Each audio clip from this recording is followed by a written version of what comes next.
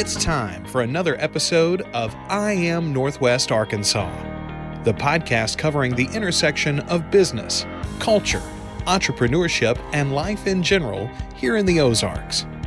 Whether you are considering a move to this area or trying to learn more about the place you call home, we've got something special for you. Here's our host, Randy Wilburn. Hey folks, and welcome to another episode in our Walton Family Foundation series, The Future is Local. In this series, we spotlight local leaders and community builders who are shaping the future of Northwest Arkansas. Today, I'm joined by Jessica Lewallen, an architect and advocate deeply involved in housing and development conversations. From her leadership in ULI's Faithful Foundations program to her work in Fayetteville's Housing Crisis Task Force, Jessica brings a systems-level view of how design, policy, and community intersect to create local solutions for the future of housing right here in Northwest Arkansas. So without further ado, Jessica Lewallen, welcome to the podcast. How are you doing today?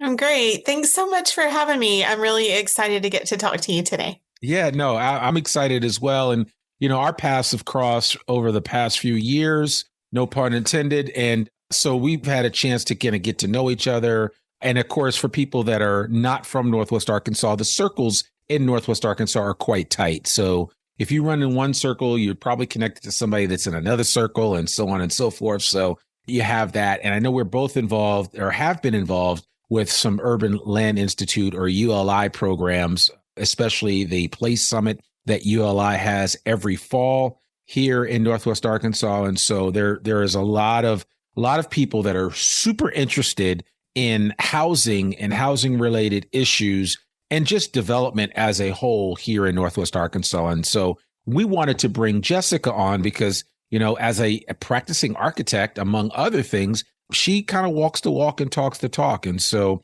I'd love for you, Jessica, just to give our audience a quick superhero origin story for who you are before we jump into some of the questions that we have for you today.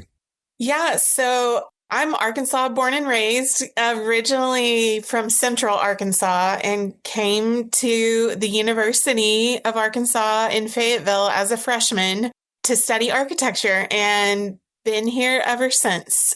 Yeah, for 25 years now, I've been practicing, and it kind of blows my mind that I'm that old, and that's my path so far. But I've worked for a couple of different firms over the years, a very large national firm doing a lot of military and government and city and state work, and then for a smaller Arkansas-based firm, and then for a very small firm. And then now I'm on my own, Gemstone Design Studio, doing a lot of small projects, everything from, like I said, military and government stuff early in my career to like high-end commercial and small residential. I really love hospitality spaces and housing. I specifically myself live in a small scale 1950s home that I love. And I really love helping people find compact design options for new homes. So I've really enjoyed doing that a lot in the past couple of years since I started Gemstone Design Studio, and done a few really fun commercial spaces too, hospitality spaces. Yeah. Well, no, I love that. And sometimes less is more when it comes to the size of a house, right? Because, I mean, you get all these big mansions and ginormous homes, but I mean, you have to heat those homes. Mm-hmm. I mean, you have to do so much to those homes to ensure that they remain what you originally purchased. And so sometimes, I mean, I think the whole movement to tiny homes and to people just getting into really thoughtful design processes to create the perfect type of abode that serves all of the needs that we have in a physical home, but without being so big that they take up an even extra large footprint, if that makes sense. Yeah, for sure. And honestly, that ties to one of the big kind of subtopics within housing that I find myself talking a lot about is household sizes are much smaller these days than they were 50 years ago. So like I live in a 2-bedroom house built in the 50s. My mom, her sister, and her parents lived in a home this size, and now it's just me. And, I think it's roughly 3/4 of households in Northwest Arkansas are 2 people or less with no children. And in most cases, they don't actually need a lot of square footage unless that they have a specific purpose. Families need large homes for sure. When you have several children in the home, of course, you may have other special reasons that you might need more square footage, but generally almost 3/4 of households need smaller homes. And that's part of one of the challenges in our current environment is there's a big mismatch between what's needed and what is commonly produced and has been produced for the past 50 plus years. The norm is to build like 3 to 4 bedroom single family homes on large lots, which is great for a family with kids. But as children age out of the home, as people become empty nesters, or even if you're a single person or a couple with no children looking for a home, that doesn't always meet your needs and contributes to the lack of affordability for smaller scale households. I find myself talking about that a lot. I fit that demographic, and I know a lot of people who do also fit that demographic, whether it's single people or couples, aging people. There's just a lot of need for smaller scale options, and we've had some hurdles over the years to get that built. Yeah, no, you're absolutely right. And I'm always looking at different ways to, how can you get more with less, right? In the sense that sometimes, we overextend the footprint that we need to have. And in that overextension of that footprint, we end up taking up valuable, resourceful space and land when we don't necessarily need to. So on the one side, you have a place like Northwest Arkansas that from all appearances on the outside looking in, you would say, oh, we have so much space. We have so much land available. So we could really, really grow and build and really make it happen. And then on the other side of that conversation is simply, okay, if we're going to do that, how do we do it in a thoughtful way that makes the most of our local environment, but at the same time doesn't use up all the natural resources that we have around us?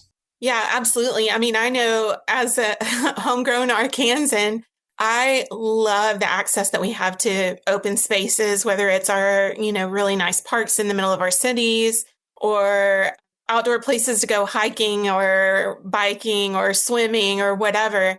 I also know some local farmers who have land kind of near our cities. And I think that's a common thread across Northwest Arkansas. That's part of what makes this such a wonderful place to live is the access to those spaces. And once they get used up, they're gone. Yeah, they're gone forever. And so by choosing wisely how we develop and strategically using things like gentle density, infill development, those kind of things, we can really help preserve those kind of spaces that we all love. I mean, that's one of the big reasons I think a lot of people are in Northwest Arkansas. I personally love the aspect of, I live in the heart of Fayetteville, and I can cycle a lot of places because I have easy access to the Greenway. And I sometimes kind of challenge myself, how many days can I go without getting in my car when the weather cooperates and I don't have to go too far? And at the same time, I also love being able to go visit my friend's farm that's just south of Fayetteville and go swim in the creek with them and hang out in this really wild area or go find, wild green spaces within a really close distance. And there's not a lot of places in the world you can do both of those things. And I love that. And I would hate for us to lose that.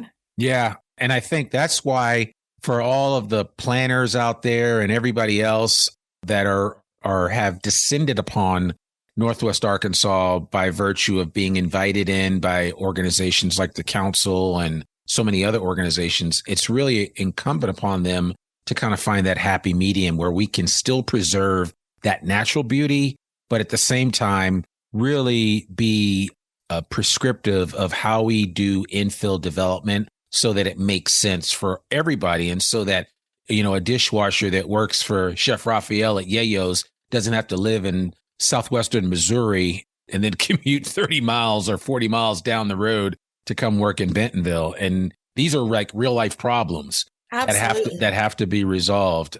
And so, yeah, you made a really good point about travel and transportation and how it's tied to housing. I mean, something that I've seen lately, you can talk about housing costs, but there's also costs for transportation. So C plus T is a common kind of term for that. In Northwest Arkansas, although our housing cost is still in the grand scheme of things in other places in the country a little bit more affordable, if you add in the transportation costs, we are on par with places like New York City and San Francisco, places that people know are notoriously expensive to live. But it's because your travel cost in places like that is significantly lower, even though our housing cost is relatively comparably less than those places. So it's a good kind of reality check of there are major trade-offs when you have to live so far from where you work, not only just like the cost of maintaining a car and insurance and all that stuff, but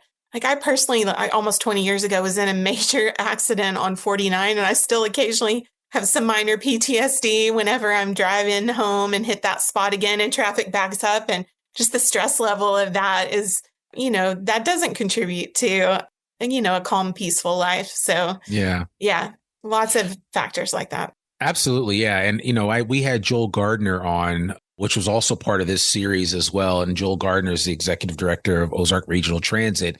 And we just talked about how valuable it is to have a proper transit system in place in a location that's growing, because then that takes some of that burden off, right? That you don't have to always be in your car. And, I just think of it this way, like my son has to commute from Fayetteville to Bentonville to go to NWAC. And, it would be great if there was a straight line bus that went, or obviously one can dream, but a monorail that just ran all up and down the corridor, right? And these are things that we would love to see happen. But I think, we have to take all of that into consideration when you're talking about development and what we're building and how we're building things, because everybody's not going to just stay in their one little square corner of the universe. They're going to get out and go places. So in order to do that and make it as easy as possible, we have to be thinking down the road for what this population will need when it comes to transportation, when it comes to housing, when it comes to,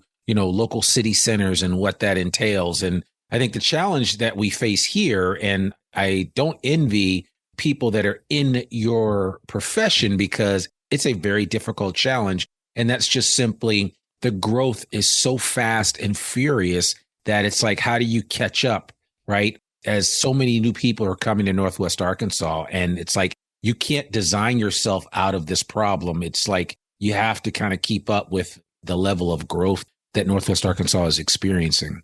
Yeah, absolutely. And recognize that it brings challenges, but also opportunities. And recognizing that a lot of people who are moving to Northwest Arkansas are coming from places where they didn't have to drive their car everywhere.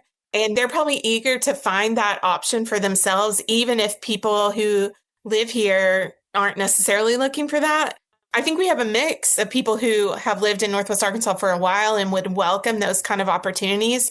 But culturally, I know growing up in Arkansas, it's not common to want those alternatives. But I love to encourage people to have empathy and to recognize there's people who want things that you might not want. And that not only does that help them, but it helps you. If there's a bus line and bike trails and people are like me and maybe 10% of my car rides get switched to bike rides, like that takes me off the road 10% of the time. That's a reduction in traffic for you, even if you take your car everywhere.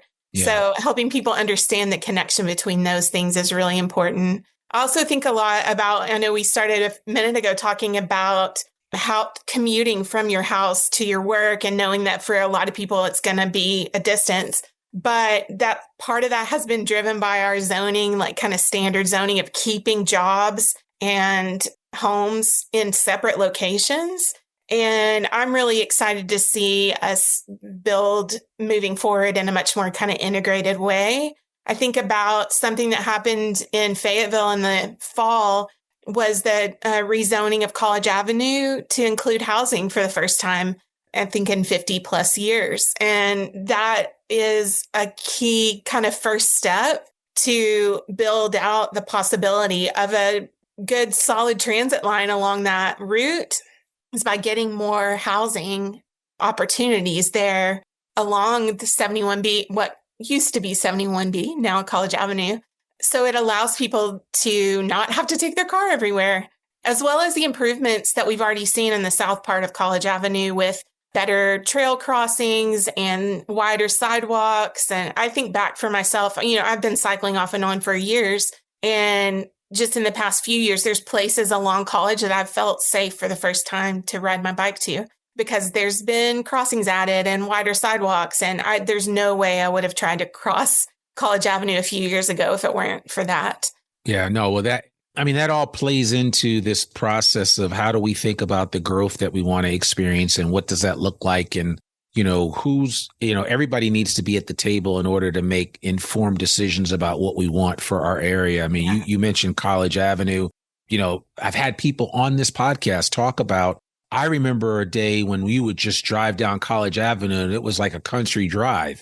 And, it was just different because 49 didn't exist. Right. And so, right. And actually it hasn't been that long that 49 has been around. So people take it for granted that that's always been here, that the Bobby Hopper Tunnel has always been here, but that's not the case. Right. And I think it is important for people to kind of understand that we're still in the early phases of growth. And I know we talk about a lot of different, people use a lot of different pieces of language to identify the planning and development of an area like Northwest Arkansas. And you used one word that I would love for you to maybe define for our audience so that the layperson has a better understanding of it. But when you say infill development, can you maybe just quickly articulate that and maybe share what that actually is?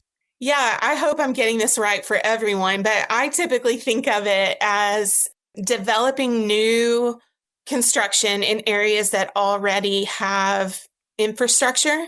Yeah. So think about areas of town that have roads and utilities and all of that. So it can be like existing downtown area that maybe there's an empty lot that can be converted, maybe in an existing housing neighborhood with single family homes and large lots. Maybe that's splitting a lot and adding another home. In a neighborhood like mine where the lots are larger size and the homes are on the smaller side, maybe that's an accessory dwelling unit. It's adding things gently to provide more opportunity for homes and businesses for that matter, but in an area that's already being supplied by existing utilities and things. Something I think a lot of people don't realize is that kind of suburban layout with large lots and large homes that are kind of far apart.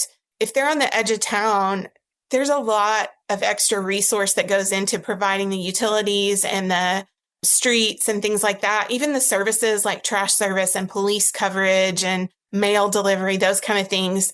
And it's spread across fewer paying customers. So it costs more to your city government, costs more to the different providers of those services to cover those areas than if you were able to add more units of housing within areas that are already developed and already covered by those services. So. Yeah. Well, and that's probably one of the reasons why like the west side of Fayetteville has just recently been starting to really be developed, right? I mean, when I first moved here, and that has only been 11 years ago, nobody was really talking about the west side of Fayetteville. And now it is a thing, right? And so I think that's really important. And as you were describing your definition of infill development, I was thinking about the brand new Confident Coffee that just opened at the corner of Rolling Hills and Old Missouri, right near my neighborhood on the east side of Fayetteville. It's several blocks down from where Rolling Hills and College Avenue meet near the Fiesta Square Shopping Center. But in a largely traditional single family neighborhood, there's a brand new bunch of multifamily dwellings, and there's a Confident Coffee shop, which opened up, which everybody in my neighborhood is extremely excited about because none of us have ever had a coffee shop that we could walk to. Now, I could get on the Greenway and ride for, maybe 20 minutes or 30 minutes and get to a place and get coffee, but I can literally leave my house now and in less than 8 minutes be at a coffee shop, which is great. And I live in one of the older subdivisions in Fayetteville. And, I think everybody wants that type of experience, right? Whether they realize it or not. I think we all do. So, yeah, exactly. And I think it's easy to love that. I think when people see it and see how it works, sometimes it sounds scary when you hear people talk about it, though. I think a lot of people who live in traditional older neighborhoods or even newer neighborhoods, and they hear, oh, somebody wants to put a commercial lot in the middle of our neighborhood, it's can feel scary. You can imagine it's a Walmart with a huge parking lot, or it's a drive-through restaurant with tons of traffic.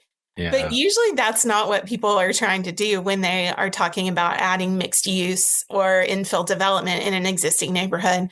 Yeah, sometimes looking a little deeper and not jumping to assumptions and conclusions can be really helpful.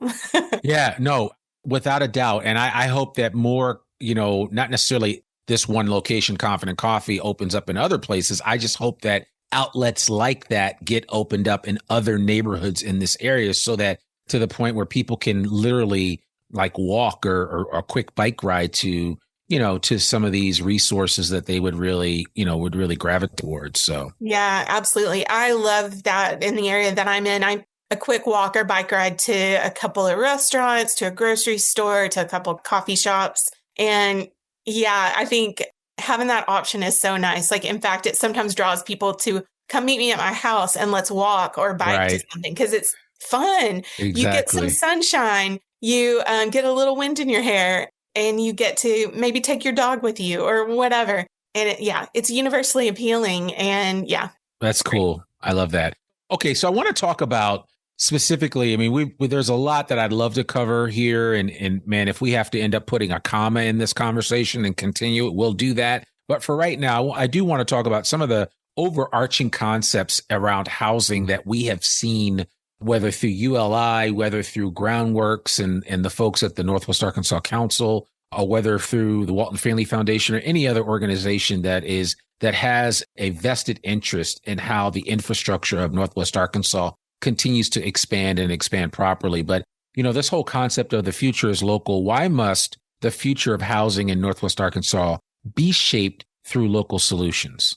Oh, man. I mean, this immediately takes me to one of my kind of pet topics that I love to encourage people to do is, I think having a whole bunch of local people who are paying attention to the needs of the community and who want to contribute in a small way is so healthy for a community. Like, we all know someone who could use an affordable option for housing, usually a small scale something. I mean, I think about if you're a parent, your kids probably have teachers who would love to live in a small scale housing unit in an existing neighborhood, but they might have to drive really far, or they might have to live in a big apartment complex because that's the only thing that's affordable for them.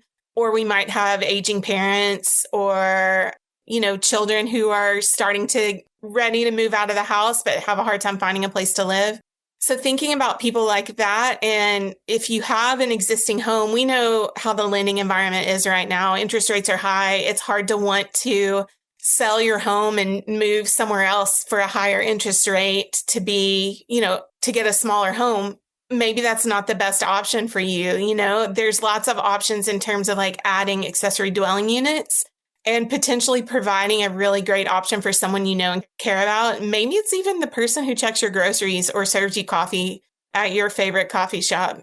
And that also keeps a lot of the kind of ownership and wealth in our community too. I mean, it's real easy to complain about big out of town developers. Like, that's who is going to come build big apartment complexes. And we do need some of that.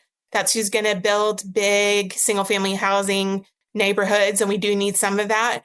But, all the stuff in between, it really needs local, smaller scale people. And there's options, even if you're just a homeowner and you want to add an accessory dwelling unit, or there's an empty lot next to you, you've thought about building or converting a single family home to multiple units. Like, that's something that it takes a little effort. It takes a little risk. There's some finance components to it. There's some knowledge and learning components to it, but it actually is an attainable way to provide options for people in your community, and to even build in potentially some stable income as you age, passive income. Those kind of things are really helpful for people. So I love that idea.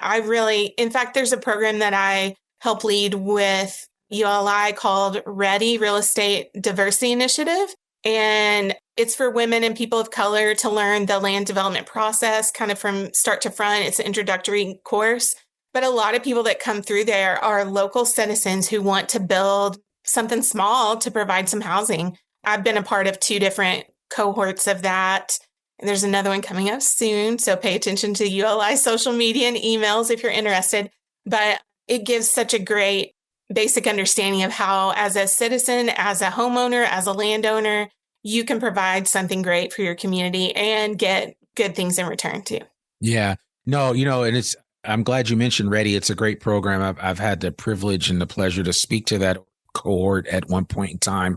My wife actually participated in one of the cohorts, and, her perspective on land and on land use changed once she went through that program. And I think sometimes a little education goes a long way, right? Absolutely. And it helps all of us have a better understanding. And it's even those people that may have been a little NIMBYist in their views, right? Not in my backyard, folks. And now all of a sudden see the value of an ADU or an accessory dwelling unit and how that can really make a difference. And so, I mean, you said it as perfectly as could be said, the value of being able to provide housing for, maybe somebody that locally serves you on a regular basis. Maybe it's a waiter at a restaurant, the cashier at your local store.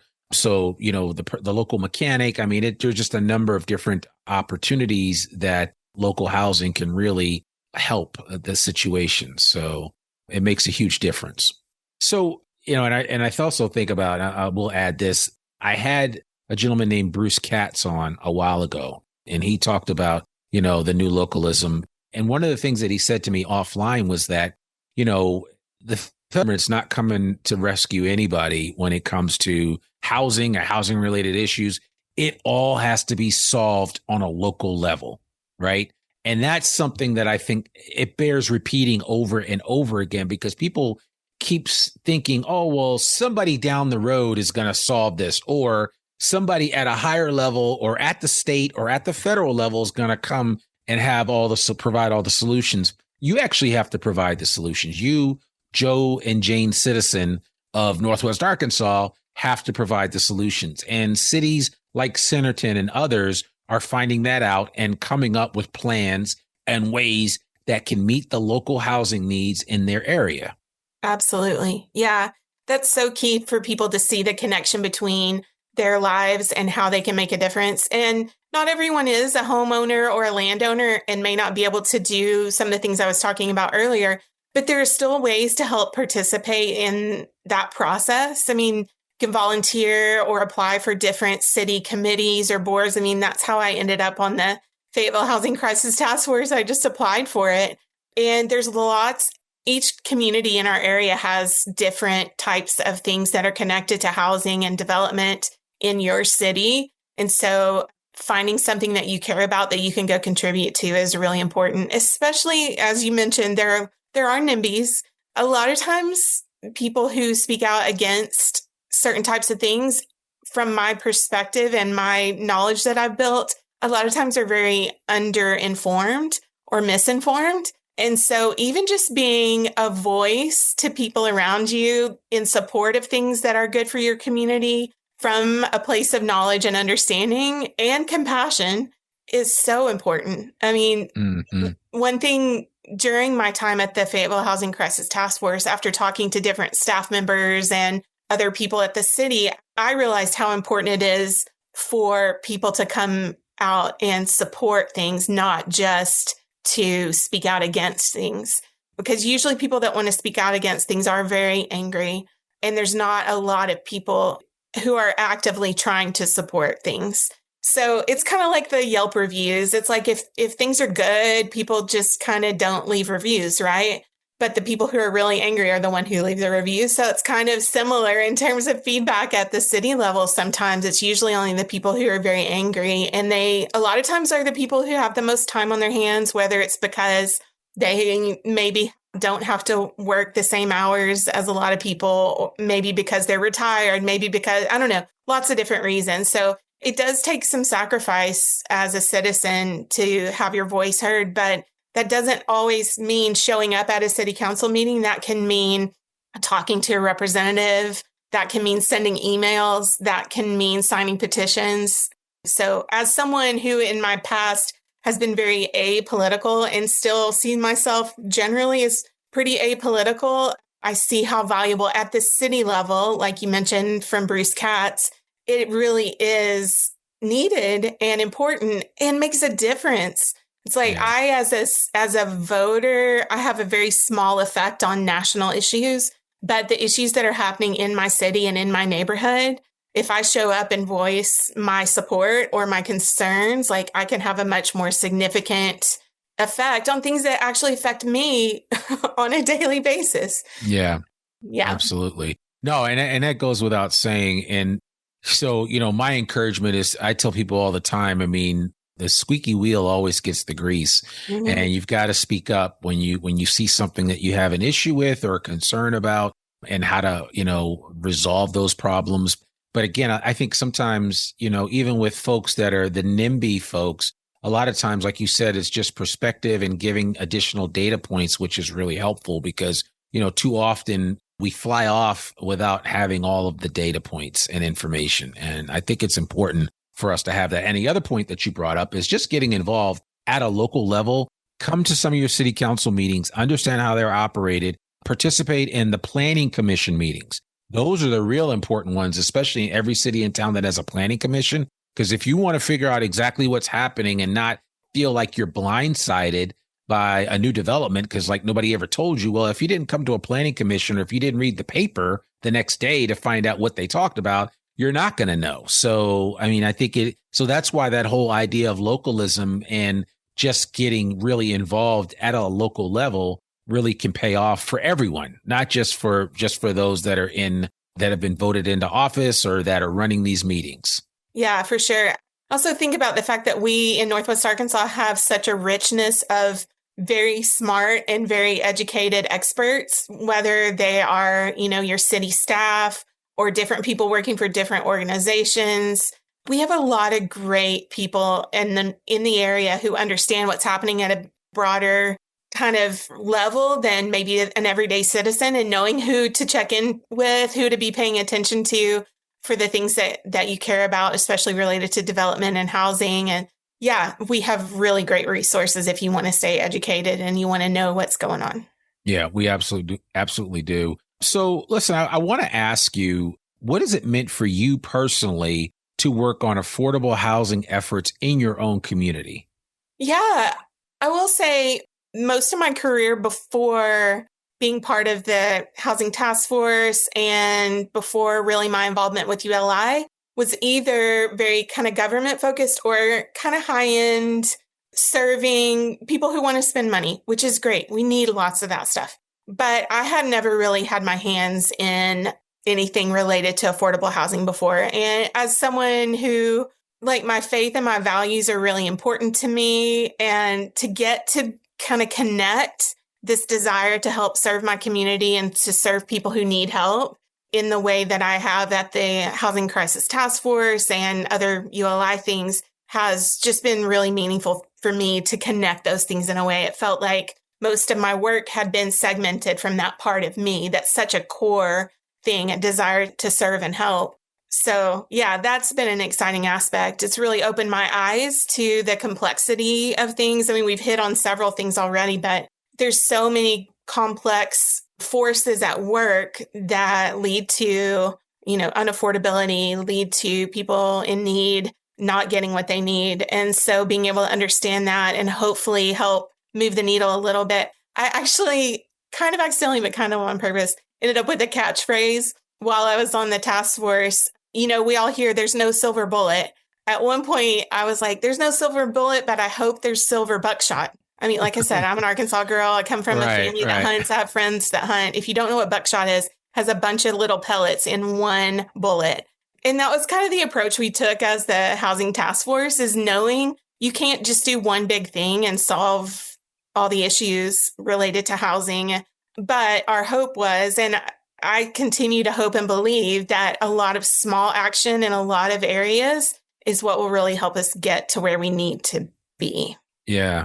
No, I love that. I love that silver buckshot. That, yeah, definitely. Cause those buckshots, they'll just pepper you all over the place. So, you think you may not hit your target, but you will. You'll cover a lot of area. That's for sure. So then obviously you took a lot of lessons away from that task force and your participation. And we should make people aware of at the time of recording this, that task force only had a limited shelf life. It wasn't to be in perpetuity. and it's technically over now. And one of the big things that came up for us was that they were going to create a housing professional role with the city of Fayetteville to help with overseeing the housing challenges and issues that a lot of the things that you identified through the housing task force. I would be curious to know, in addition to what you've already mentioned, what else was a key takeaway for you from the housing task force?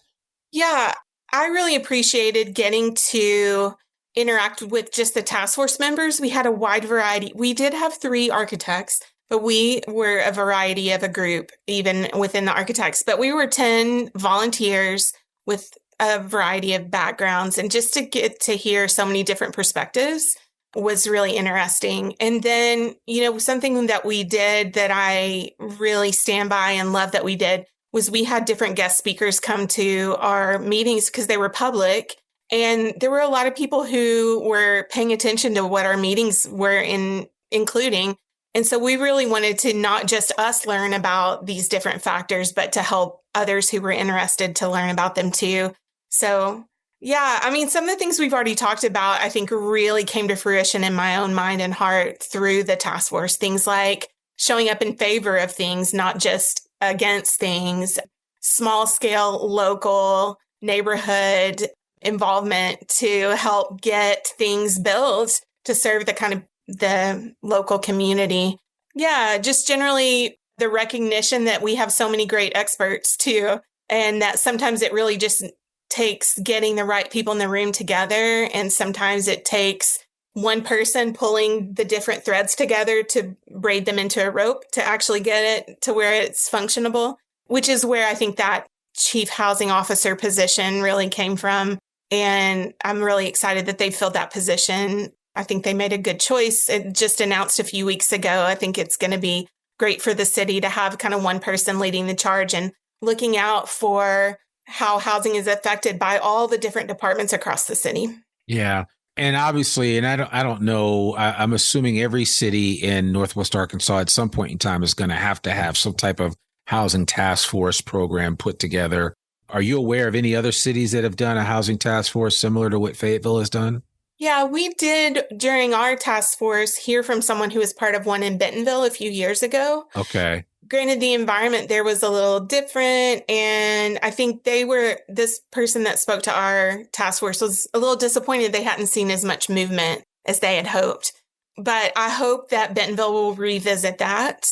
And my hope is that other cities, even smaller cities, will follow suit, even if it's just within the city staff. Maybe it's not citizens, maybe it's not volunteers, but to really look at housing as its own thing, because, every department in a city affects housing, whether it's trees or streets or services. Like, housing is affected by all of them and can affect all of them. And if you're not looking at it as a whole, it can kind of just sit there and languish or turn into something that you don't necessarily want.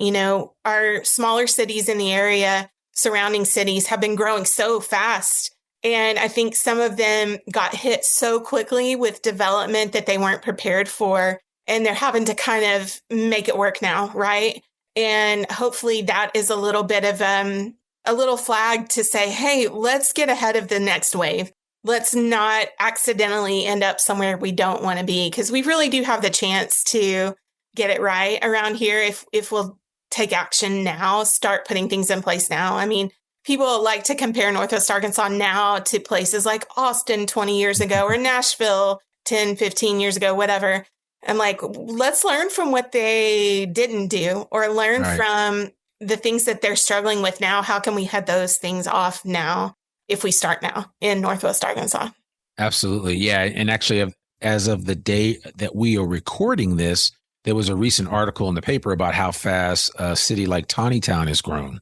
Like maybe 2,500 people not terribly long ago, and they're almost at 10,000, which, wow. And that's a huge number. So every small city, every city that is part of the spokes of Northwest Arkansas that come out or emanate out from, Fayetteville, Springdale, Rogers, and Bentonville, they're all experiencing growth. And I mentioned Centerton earlier and Prairie Grove and Farmington and I mean, the list goes on and on. West Fork, I mean, you name it. Places that when I first moved here, they were just like, I mean, these are pasture lands and farmlands. And now it's like, hey, where are you living? Oh, I live in West Fork. And it's like, really? Like, yep, I live in West Fork. So, and again, that's nothing against West Fork. It's just that's where people are. People are going to a lot of different places. So, I suspect that in the next 15 or 20 years, you'll hear a bunch of different folks that are talking about, hey, I'm in the greater Northwest Arkansas area. And that could be everything from Elkins to West Fork to Siloam to, I mean, the list goes on and on and on. So, yeah, for sure. Yeah. I love that we have some great programs at ULI. I'm not directly involved, but there's some programs at ULI that really help support those smaller cities. And I love getting to hear about all of that. Like I said, I'm not directly involved in that, so I don't have a ton of info on it. Sure. But I hope that all of our Northwest Arkansas kind of smaller cities outside the Big Four can get a turn to do that. So speaking of ULI, before I go on to my next question, how has your work, just your specific work with ULI, maybe broadened your view of development beyond the design aspects of it? Yeah. So my first exposure to ULI was probably 3-4 years ago, attending the Place Summit.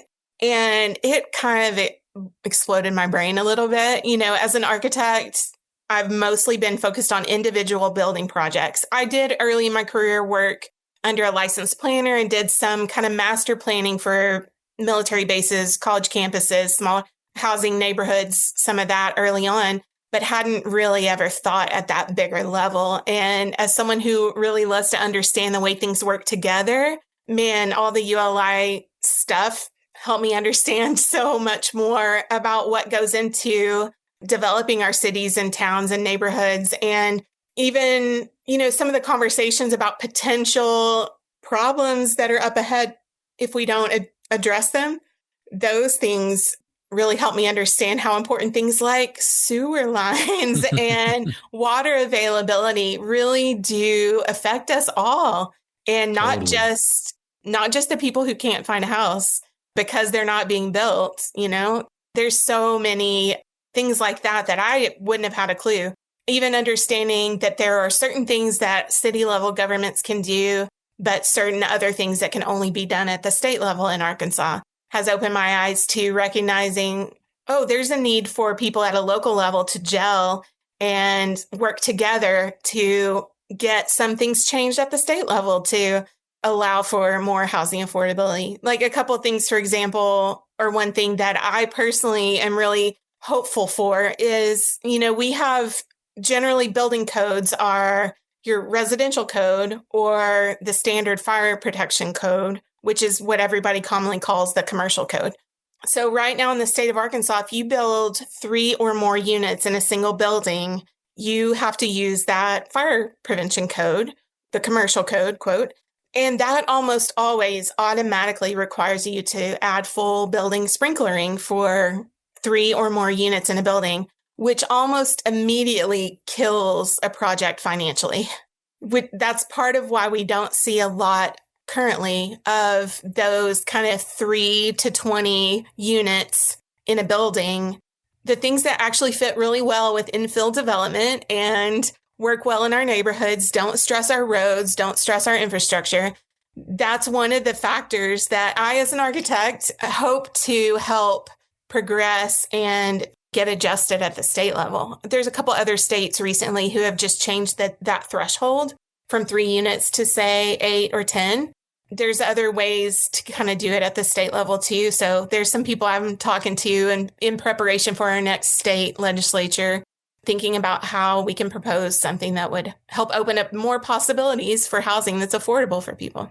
Yeah. And actually, we had at the last Place Summit, they had some folks come from another state. I want to say it was Montana, I think. Yes. Where they worked at the state level to affect change that would impact all of the cities that are in Montana. And I want to say it had to do with ADUs and some other things. So I think it's important for people to understand what are the steps necessary in order to affect the change that you seek in your community. Some of it can be done at the local level. A lot of it can be done at the local level. A lot of it has to be done at the state level too. And once you understand that and you can make an argument or a case for why what you're proposing is so, perfect for your community as well as other communities throughout Arkansas, it gives you a better leg up, in terms of building a rapport and a relationship with your local state representatives, because they will be the ones that will carry this with you through to the finish line, if that is such a thing. Mm-hmm. Yeah. And related back to ULI and my involvement there, a year ago, I took on a volunteer position as the lead for the Academy of the Built Environments. That includes a couple of initiatives I've already mentioned, or you mentioned Faithful Foundations. I mentioned Ready. We also have a program called Urban Plan. It's a gamified city planning competition. It's really fun. You get to use Lego blocks and a computer simulation. And we've done it with groups ranging from high school students to city leaders. I'm actually going to go help a group in Missouri tomorrow post a version of it too there. And then an additional initiative called the Heinz Competition for college students. All of those things are education specific within the realm of the built environment. And for me, coming from an architecture background, I would say I had a very good understanding of a very specific portion of the process, from design through construction. But there's a whole lot of stuff that happens before design and a whole lot of stuff that happens after construction that I didn't really have a clue about. And I've really appreciated just participating in ULI content and then helping lead these different initiatives and build committees and help do lots of different things with these initiatives. My understanding of that process has really grown, and I'm really grateful. I think, I couldn't have even had the right perspective that I have now about housing without some of that background understanding the way that things all work together. Yeah. And I would encourage anybody listening to this to, potentially get involved with ULI, even on the lay person's level. They put on a lot of events, a lot of programs. They're training the next generation of planners, land planners, urban planners, designers, landscape architects, and the like. But I think it's really valuable to spend a little bit of time understanding what goes into the whole planning process, because then I think you just have a stronger appreciation for the work that is entailed to affect the type of change that you might hope to seek in your own backyard. So I think ULI is a great place to start. Speaking of what you mentioned a second ago, I want to bring up Faithful Foundations. Can you just quickly share, because I heard about it last year and I was blown away at how they were the application of this whole concept. But can you share how churches are stepping into the housing conversation nationwide, but then why this would matter for our region here in Northwest Arkansas? Yeah. We've mentioned NIMBYs a couple of times, not in my backyard. Right. The counterpoint to that is YIMBY, yes, in my backyard. So if you want to come support housing in your neighborhood, you're a YIMBY. There's kind of a buzzword that's been going around for the past couple of years, YIGBY, yes, in God's backyard. So if you're interested in this, you can Google that term. You'll find lots of great info projects that have happened around the country. I know with ULI, there were so many conversations over the past year. I remember going to get a drink or food with people after a ULI event and a bunch of us sitting around a table talking about this, how can we bring this to Northwest Arkansas? I was at the point, a year ago where I was driving around town and going down the street and seeing several churches with extra land right in the heart of a neighborhood, several on the same street going, oh man, you could fit some great housing there. And, especially with a church group that's already working on a mission to support their community, to provide help for people who need it. What a great next step to be able to actually provide housing. So those kind of conversations have been happening for a while. And I will say the other initiatives that we do within the Academy for the Built Environment were all originated at the national level for ULI, and we've applied them here. Well, Faithful Foundations is something that originated here in Northwest Arkansas through ULI, and I'm really proud of how we've been developing it. So we are nearly through with our first cohort of 6 churches across Northwest Arkansas in 4 different cities who have applied to be part of the program. We've had a series of education seminars, so classes every other week where industry professionals have talked about all the different steps of the process to develop housing, what the options could be for each of them, anything from single family homes to apartment buildings to stuff in between, talking about things like finance and property management and different things, just to give people who are involved in this decision-making level the base level of knowledge that they need. And each of those 6 teams are currently working on preparing a feasible pitch for their land, something that they would like to try to do. And they'll be presenting it in a couple weeks at an event in the hopes that at that event, some of the local charitable organizations, investors, development companies, design companies, whatever, will pair up with some of these groups who really need to build their team to start moving forward. So ULI provides the education component, the capacity building, the networking and connection component. And so after their presentation, we hope to continue to support them in whatever ways we can, but they really have to have the professionals on their side to start moving forward. And it's really exciting because I will say, I think every one of these 6 churches already has at the minimum, like a food pantry or a community meal. So they already have a group of people that they're helping support. And most of them, as they're talking about their feasible proposal for housing, that's the group that they're targeting to want to help provide for. And we have, it's such a diverse group of churches and a diverse range of things that they want to do. But I'm really excited and hopeful that we'll get to see some of them move forward soon. And I also hope that we'll get to continue to do this program yearly and have more and more churches take advantage of it. In Northwest Arkansas, a lot of our churches have extra land that is maybe just a green field. Sometimes they have big parking lots that might be underutilized too. And usually that land is owned outright because it's been in possession of the church or the church organization for a long time. And it's tax exempt because of the status of churches. And so when you develop housing, your land cost is usually a good chunk of 20 to 30% of your cost of building. And so to help eliminate that from the equation automatically gets you to a level of affordability just to eliminate that cost. And then when you add in mission alignment and the possibility that they're maybe already providing some programs at the church facility for people that need affordable housing, it's such a great matchup. And I'm so excited to hopefully see this develop further and further. Yeah. And there are some churches in other parts of the country that are doing this as well. So yes. So it's been done a lot. This is not like, oh, this is a pie in the sky. We'll see if they can do it. No, it's actually been put in. It's like all you need to do is see somebody get it done once. And it's like, okay, how do I replicate that over here in my backyard? So exactly. So I think there's some tremendous opportunities. I think I look forward to seeing how Faithful Foundations continues to grow and develop, especially with the number of houses of worship here in Northwest Arkansas and the land that they have. I mean, it's a perfect combination. So we'll see how it goes. Yeah, I think we had some research done as part of the program. I think we have over 7 square miles of land held by tax-exempt religious organizations in the 2-county area of Northwest Arkansas.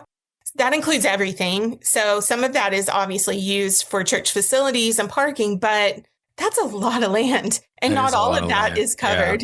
Yeah, that is a lot of land. So yeah, that's huge. All right. So I have a question I want to ask you as a practicing architect, and this is kind of around the architectural mindset.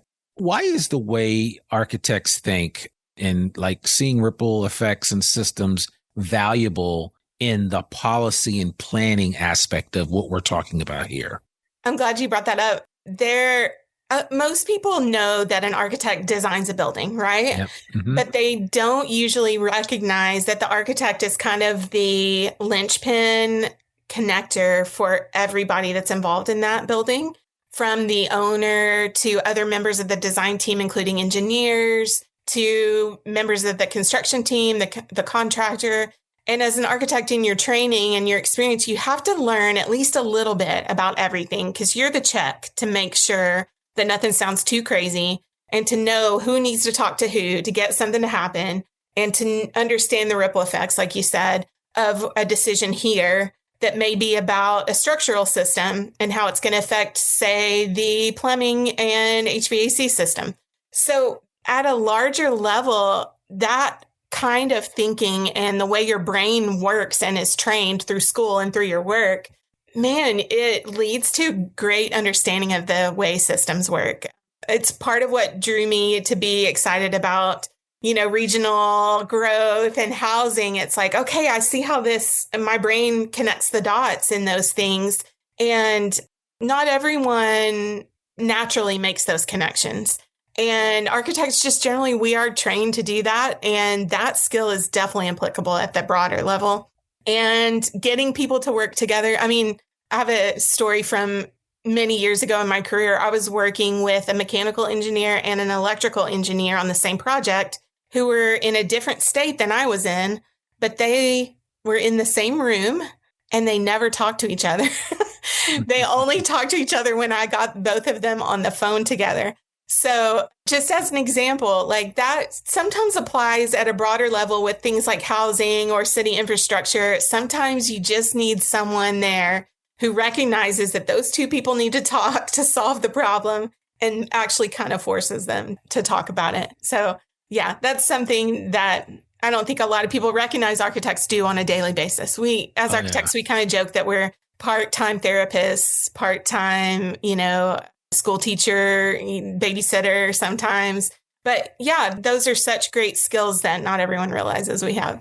Yeah, no, it's funny. I mean, having worked with design professionals for the many years I had, it's always funny to see the reflection from each of the different professions. So, architects talking about engineers and engineers talking about architects. It's always funny. But no, I think it does give you a certain set of skills that really lend themselves to some of the issues that we're faced with here in Northwest Arkansas, especially as it pertains to, coming up with real solutions for planning and development and making sure that we have the right housing stock for every segment of our community. Mm-hmm. And that it's more than a notion, I think, to do that. It's like there's a lot of hard work and a lot of behind the scenes work that goes into making that happen. Absolutely. And you definitely need those specialists. Like I mentioned, electrical engineers and mechanical engineers at the building level. You need specialists in infrastructure and specialists in different things, but sometimes they're not talking to each other. So that's where someone like me maybe can help at that broader level to help bring things together. Yeah. And I'm curious, just as an aside to that particular question, how has your career journey shaped the way you think about resilience and community impact? Because you've worked with traditional design firms, you've gotten involved with community-based programs. How has your journey shaped how you look at and think about resilience and community impact? Yeah, I think my first job was for a very big company, a small local office for a big company. And I honestly didn't get to do a lot of work locally and kind of missed that. And I was really grateful when I transitioned to my next position that I was doing local work. And as I've gone through my career, I've gotten I've gotten smaller and smaller in terms of groups that I work for. Now it's just me, and also more and more local and close to my heart.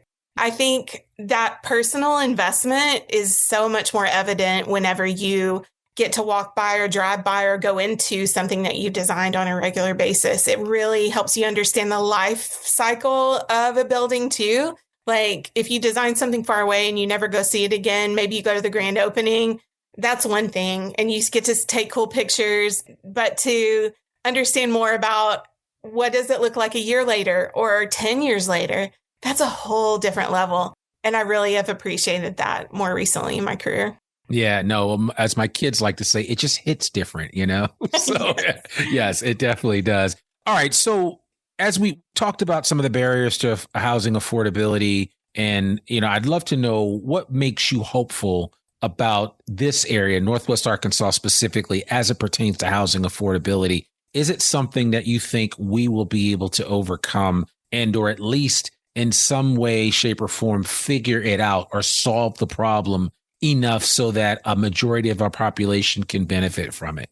I have a lot of hope. We have organizations like ULI we've talked about a lot. I've also gotten to partner with Groundwork some too. They are doing such a great job of educating normal, everyday people who don't work in the government or in development about these factors. I mean, they have done lots of just kind of public education as well as this program they are doing right now called Chats. It's kind of an orchestrated conversation that you can talk through with a small group of people. And I love getting to have those conversations. I personally have taken it upon myself to educate a lot of my friends who don't work in this area, in this kind of realm. And a lot of times that I get this, whoa, I didn't know that, usually related to things like household size that we started talking about, or like things that are happening, the factors that go into play, why traffic is getting worse, and what the actual solution to traffic is. It's not adding more lanes to the highway. Yes. So, yeah, I think that more and more everyday people are understanding more and more. And I am hopeful that we're kind of at this tipping point of taking more and more action without as much resistance. Like I said earlier in the conversation, sometimes people who speak out against things are kind of underinformed. They don't really understand. And my hope is that they'll continue to be able to learn from organizations like Groundwork and ULI and other initiatives around Northwest Arkansas about it, and have more empathy about it, to recognize that just because I want to live on 15 acres outside of town doesn't mean that everybody wants that. And the best way to maintain the lifestyle that you want is to help support things like infill development and bike trails and bus routes. That is how you preserve a lifestyle on the edge of town on your acreage without a ton of traffic. So. Yeah. And don't forget coffee shops in residential communities. Yes, please. More of that. Yes, more of that, please. So, all right. And then last question, I promise. If you could fast forward 10 years, in your minds, I'm just asking you, what would a successful housing future look like in Northwest Arkansas? I think just having a lot more variety. I know I mentioned this earlier, but we've almost exclusively been able to build big apartment complexes or big single family homes on big lots, and not a lot in between. And I think to really provide options for all kinds of people, whether it's people on the lower end of the income spectrum or people who just prefer and are willing to sacrifice square footage or a big yard to live in a walkable area, having more of those options is, man, that would be ideal. To be able to have more people opt out of taking their car everywhere, that's huge too. And really seeing like the entire spectrum of our population getting what they need at a fair rate. There are factors related to affordable housing that aren't exactly housing. They may be things like, economic factors or personal challenges, but still, there are things that can be done to help people. And let's just remove as many obstacles as we can to providing the variety that we need. Those walkable communities are the most beneficial for your cities and the most vibrant. I mean, there's reasons that walkable areas of our towns are what you see on the websites for our cities.